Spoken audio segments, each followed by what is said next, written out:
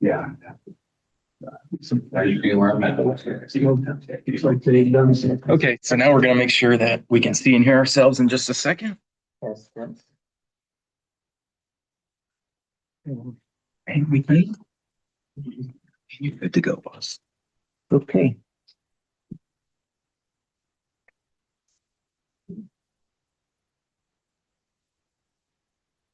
I'll go ahead and call the meeting to order. Amendments to the agenda. There is one amendment, and that is the purchase of a plotter. Lonnie? Yes, Okay. I wasn't aware of that amendment, but we have been way behind times on what a plotter does is blueprints that we get. We can copy them, we can scan them, put them into our city server. Whereas other supervisors, if they need a copy of something, we don't have to go through our months and months of trying to find the right print, because there's prints go way back, there's a bunch of them. And another one just come up yesterday was that we could definitely use was one of the prints we have for the Sunnyside subdivision. They needed no elevations of the culverts or the ditches because they've ruined them. And we had a meeting out there. They also received a stop work order. They're wanting to fix it. I have no way of getting them a copy of the elevations of what they're supposed to be to repair. I believe it was 11,000 total. I don't remember what the price was. 12,000, something like that. So, And that's buying a new unit outright. It's something that would really benefit the city. When we have an emergency case, I go over to the county, have to ask permission to use theirs. And that still don't give us any documentation for us. That is something that we drastically need. correct me if I'm wrong. Can we not start putting some of our blueprints, existing ones, and put them on a PDF file? So It's also a scanner. Yeah. So I can scan them in and then go to the PDF file, put them in as PDF on either under address or project number.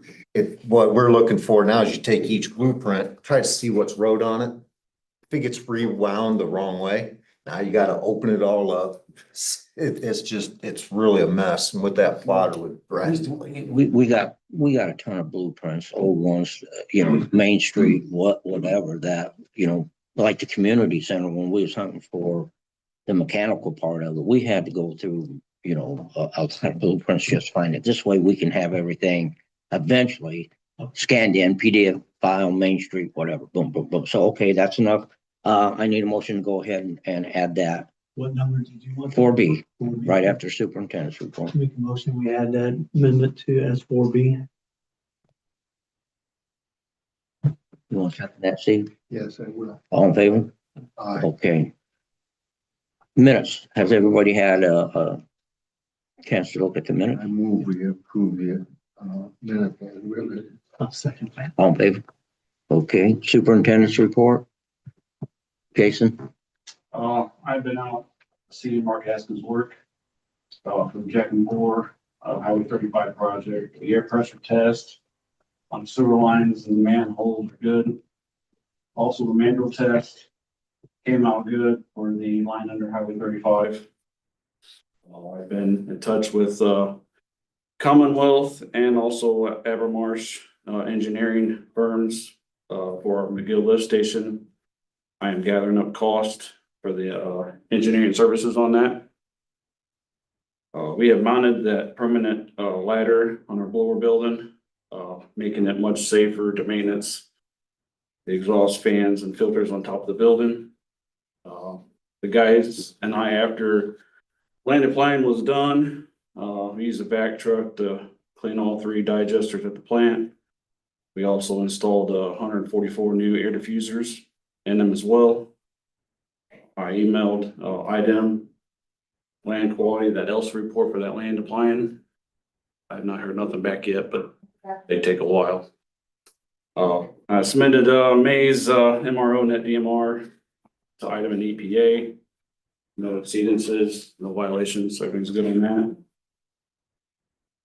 The guys, I installed, new floats at John McGill and also McGill Lift Station. We were able to fix our lab muffle furnace. Back at the plant, it was a bad relay. Get on the job, it's working now. We had to replace the grip pump, electric motor. That cost was, it's a little over $2,680.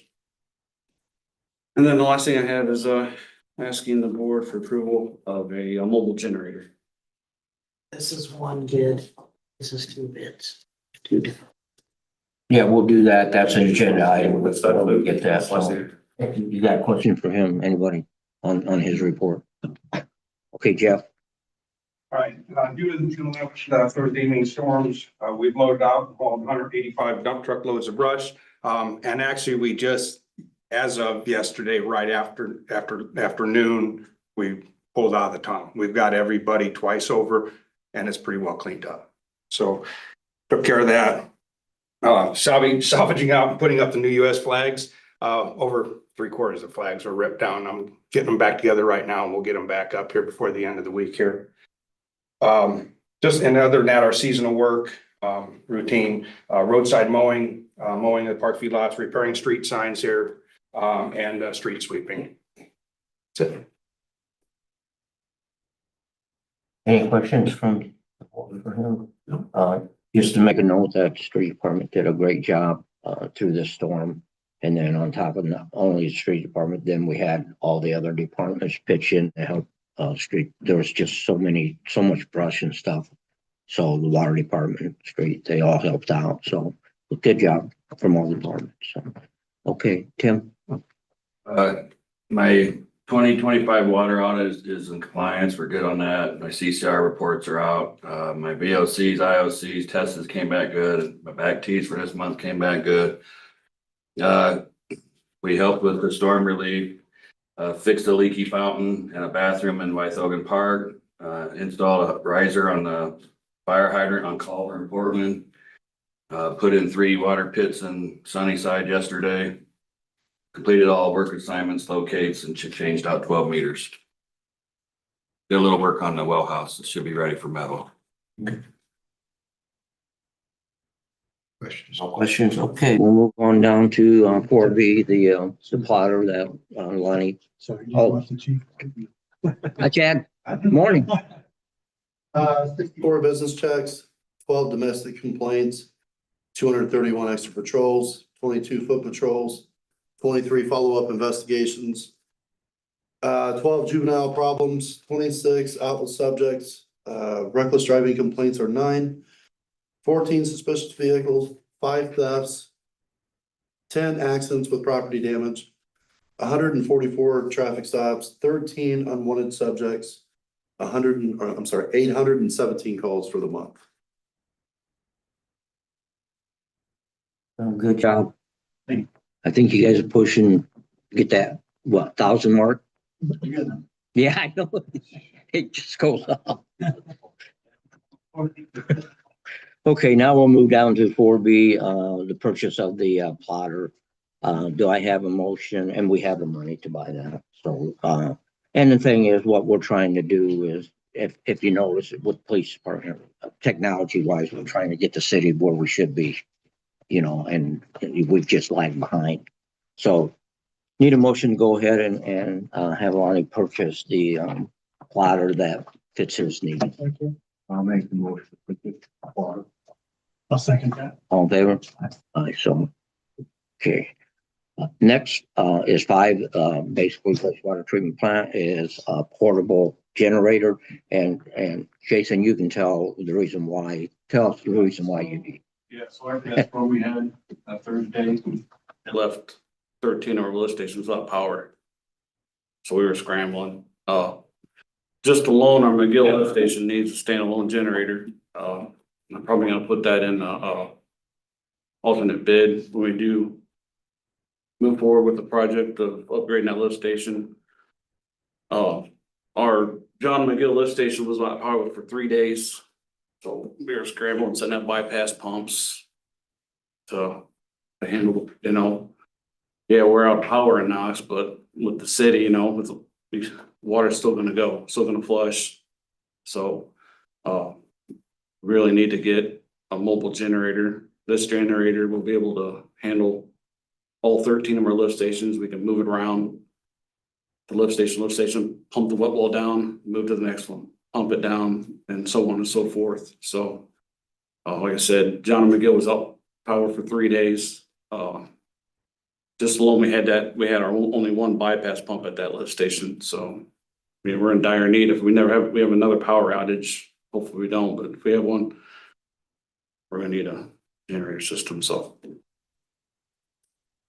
Okay, Chad, I mean, Jason, you got two quotes here, one for $33,590 and the Generac is a little more, 35. You got a note that you kind of want the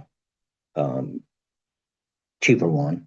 The one you're looking at, that one, yeah, the Ellis, that one there, that is a 45 kW. That's a larger generator than what we need, but they're selling it to us because they got an overstock. They had another municipality order a bunch and they backed out of when they needed so many. So there's 3 left and they're selling it to us the price of a smaller unit. Yeah, So and that's 33,000. it's 33,000. Yeah. So, We'll make a motion and buy it. I'll second that. all in favor? Aye. Appreciate it. Yep. Good. Okay, we'll move on.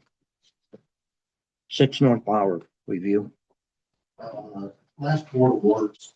It was brought up that she would not be able to have that garage tore down due to contractors until the end of this month. At this time, the garage is still standing. I haven't heard anything. She asked for more time. The board gave more time to July 1st. Let's just let the board know that at this point, it is not down yet. So no, I won't be taking any action or citations or anything until after July 1st. I just wanted the board to be aware that at this point it is not down, even though she asked for more time to the end of the month. Okay, you probably need to give her a call to see where she's at on that before you take action on her. Does she have a contractor picked out? She gave me a list of 3 bids that she had gotten. And that's the last contacts I've had with her, is just the 3 bids. Yeah, I would contact her and see where she's at, if she picked out a contractor. Because we pretty much will know what contractor, if they're busy, too busy or whatever, but, okay. 11 South Main Street. I revised that order to include the unsafe part in the back, removing the brick, taking care of all that unsafe parts. It does look like we didn't fly the drone over, but he said he was cleaning that brick up. The part of the wall that actually fell away, that let moisture behind there, it's still there. So nothing has been continued with that. He hasn't been in contact with me except for right after the hearing, and I showed him the videos. The tenants there for that storm that we had on the 11th sent a whole lot of pictures of new leaks, multiples. She contacted me, asked if anything has been done, if I've heard anything. I have not. She's now to the point where she's afraid she might have to move because the leaks and everything are just continually getting worse. Granted, there was a lot of rain that day, but the temporary fixes we did here in City Hall in my office wasn't leaking, so the temporary fixes must have been extremely temporary. Lonnie? And can I say the temporary fix that he did from the last meeting was literally the night before. He was there for maybe 4 hours for that fix. And he has not been out there once with anybody for that back that I've been there. Did we, set a civil penalty fine on him? We have not set We one, have not. but it obviously we can at this point, the timelines have expired. I think at this point, we need to go ahead with that, and whether it's if we can get with the 5,000, the most that we can go on him, because the bank needs, the bank will get that info too, so. In my opinion, the standard non-compliance, that was the board's generosity by giving them more time. Because we haven't done anything, I believe we can do the willful non-compliance fine of 5,000. Okay, we need to go that route, because I can tell you right now, the bank has to be, they gotta share this responsibility. They got the mortgage on it. I've talked to the banker and he assured me that it'd get done. And my motion is to go ahead and, issue the, non-compliance. I'll have to do a title search first. Yeah. So Well, we had a title search once, pretty extensive. We got his mortgage. That was just what I did unofficially at the recorder's office. Just, I'll check on You it. check on it, cause no, that's how we found out, Lonnie, that what bank had the mortgage. We actually got it. Okay. So, but anyways, Yeah. do your, Is that your motion? The Yeah. 5,000 willful non-compliant? Yep. And the dollar amount? 5,000. I'll second that. All in favor? Okay. 204 West vendor update. Positive update on that. That building is completely demolished. The property is cleaned up and it is ready to build. The new owner contacted me and going through a couple different options of what he wants to do, what he can and can't put there. So, but the property is 100% cleaned up, exactly like he said he would do. So, right now, even to not having a house there at all is much better than what we've dealt with since I believe 2018. Okay, 301 Denker Street. I was out there earlier this month and inspected 13 total units. Some of you've seen those pictures of the remodeled units. They have went extensively. I know they have worked extremely hard. On the day of my 2 different inspections, I went out there. The property is cleaned up. It is extremely presentable. Several suggestions of cleaning the fence up and all that. They've done everything that I've asked them to do for compliance. So in this is a breakdown. The original order was 6/24 of 2025. And 7/23 of 25, the Board of Works issued a $2,500 fine for that. My recommendation on that is to drop that fine to $100 from the 25, because there was extremely significant improvement. It took a while, but it's been done. The other units he is still remodeling on. I had given a temporary occupancy permit that will expire tomorrow if the board does not approve. But I think they have really come a long way.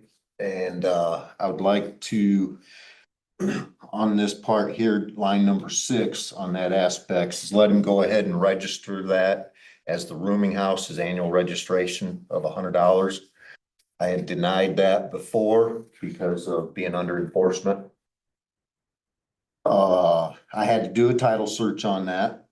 Obviously, the board was planning on taking this all the way to even foreclosure if need be. That title search cost me $300 to have done. The reinspection, I talked to AJ, let him know that the 13 units that I did out of the 27, that the reinspection fee that the ordinance suggests of $25 per unit, that comes to $325. Obviously I had to send out 4 certified mailings at $41.92. So all included with the bringing everything up to compliance, getting rid of $2,400 of that fine, to have the total of just to recoup the city costs along with the annual registration, comes to $766.92. That is, that includes that reduction line to only $100. My recommendation for the board is to recoup the city costs on that, and then at that point, dissolve the citation that was issued on 7/23 of 25.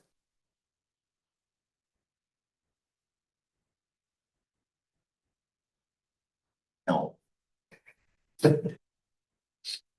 No, so basically what we're doing, just to make sure I understand that you did issue a fine of $2,500. Did not record that though. Yes. We sat on it until he, came to a sense, compliance. So, and then basically what you're asking is to cover all of our expenses after that. So, my motion is to go ahead and, eliminate the $2,500 assessed fine, because he did end up complying, but to go ahead and recoup the $766.92. So we're changing that $2,500 and reducing it to $100. 2 and 3.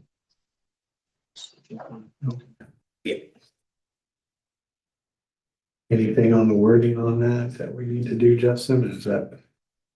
I would just specify the reduction to 20, from 25 to 20 to $100, and then in addition to that, recouping our costs.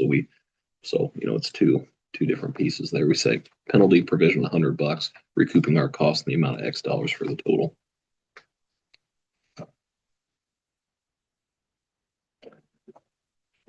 I'm good with that. So in other words, what we're doing is reducing that $2,500 fine down to, so that's got to go in the motion. I got it. Okay, Yeah, second. all in favor?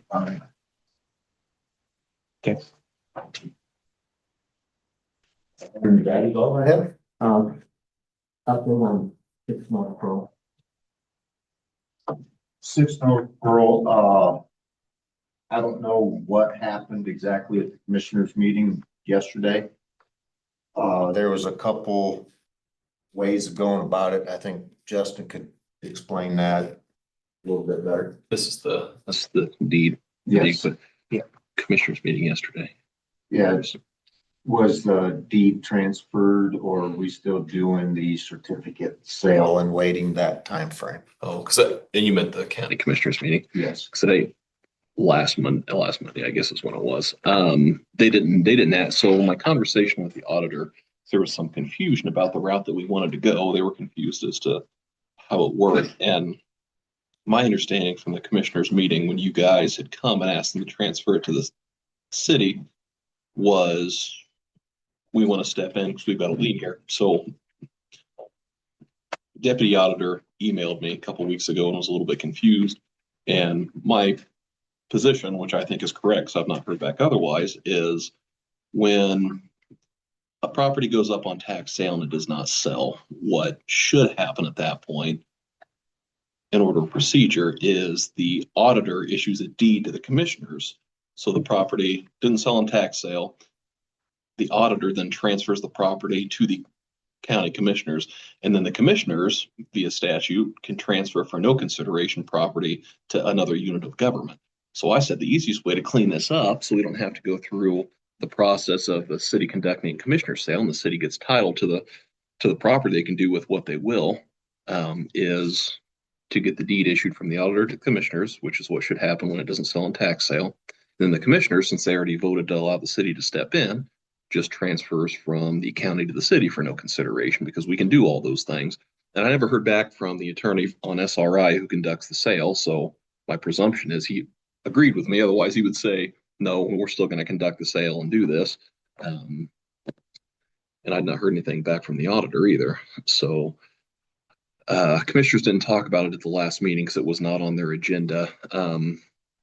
I don't know. As far as I'm aware, because of course I got a conflict here, but they already voted to transfer it to the city. So at this point, I think it's just a matter of the commissioners executing that deed to transfer it to the city, since they already voted on that. Commissioners don't have any interest in it. They said, you guys have a lien, do with it what you will. So again, I've not heard back from SRI's attorney that what I said was incorrect, which leads me to believe I'm not incorrect. Maybe that's a bad assumption to make, but do I need to get on their agenda? If we don't have an executed deed before their next meeting, I would, and their next meeting, just to button that up, because Suzanne's not going to do it without the commissioners probably saying, yeah, this is what we agreed to. Their next meeting would be July 6th. So if we've not gotten an executed deed, which we provided to the auditor already, by then I would get on the agenda just to say, hey, order of operations, this is what we, I think, agreed to. And I don't see why they wouldn't. So they already agreed to it. So is that property already went, like what you said, through tax sale and nobody purchased it? Yeah, it was not purchased at tax sale. Okay. I was just. Lucy. It was set to go up for certificate, so, because that's what the county does. You go through a tax sale, some of the surplus that don't sell, then they'll have a certificate sale, which then they can set the starting bid out. So we went to the commissioners and they ended up agreeing to, which they can, like Justin said, they can turn that certificate over to us, without letting it go through the sale. Okay, good. So we did that and they agreed.